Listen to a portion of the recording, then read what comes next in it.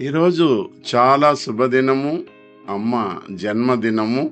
అందరికీ అమ్మ జన్మదిన శుభాకాంక్షలు. ఈరోజు గొప్ప సందేశము విందాము. ఏదేమైనా గుర్తుపెట్టుకోండి, వేరు లేనిదే ఇక్కడ వృక్షము లేదు. అలాగే నీ కన్న తల్లిదండ్రులు లేనిదే ఈ భూమిపైన నీకు గుర్తింపు లేదు. నువ్వు ఎంత ఎత్తుకి ఎదిగినా, నడక నేర్పిన నీ తల్లిదండ్రులు, ప్రాణం పోసిన నీ తల్లిదండ్రులు మరువకు.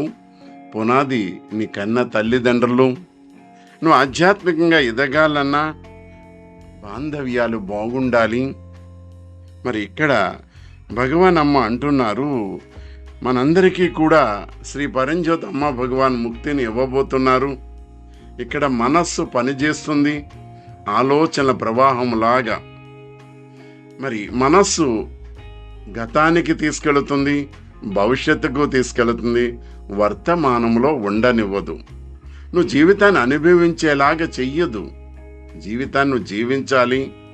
మరి ఇది సాధ్యము శ్రీ అమ్మా భగవాన్ లేక ఆశీర్వచనంతో. గతం ముగిసింది, భవిష్యత్ ఇంకా పుట్టలేదు.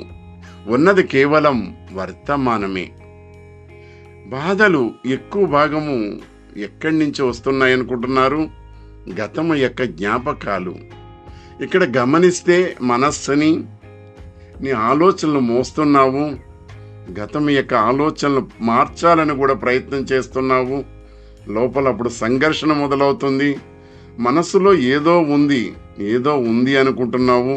కానీ దాని స్వీకరణ జరగాలి.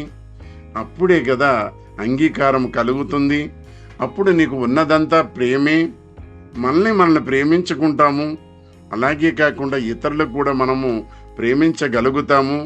మన మీద మనకు ప్రేమ కలిగినప్పుడు ఇతరుల మీద మనకు ప్రేమ కలుగుతుంది. అప్పుడు మనము మనస్సును గమనిస్తాము, సంఘర్షణ ఉండదు. ఈరోజు నువ్వు నేను అందరము కూడా ఈ మనస్సు పరిధిలోనే జీవిస్తున్నాము. లోపల ఎప్పుడు సంఘర్షణ. ఇక కుటుంబ బాంధవ్యాలు తీసుకోండి. గత జ్ఞాపకాలు అంటే గతము భవిష్యత్తు మరణిస్తే వాస్తవం ఆరంభమవుతుంది. అప్పుడే కదా జీవితాన్ని నువ్వు జీవిస్తావు, జీవితాన్ని అనుభవిస్తావు. ఆనంద సాగరంలో మనిషి మునిగి తేలుతాడు. మరి జీవితాన్ని జీవించాలి అంటే మరి అందరూ కూడా సంపూర్ణ జీవన్ముక్తులు కావాలి. మరి ఈ యొక్క జీవన్ముక్తి అనేది పరంజ్యోతి అమ్మ భగవాన్ల దయతోటి వారి ఆశీర్వచనంతో వస్తుంది. ఇంత గొప్ప శుభదినమున అమ్మ జగన్మాత మనందరికీ కూడా సంపూర్ణ జీవన్ముక్తిని ఇవ్వబోతున్నారు. ఇంత గొప్ప సందేశం మనందరికీ వినిపించిన ఆ జగన్మాతకు వేల వేల కృతజ్ఞతలు. పరంజ్యోతమ్మ భగవానికి జై.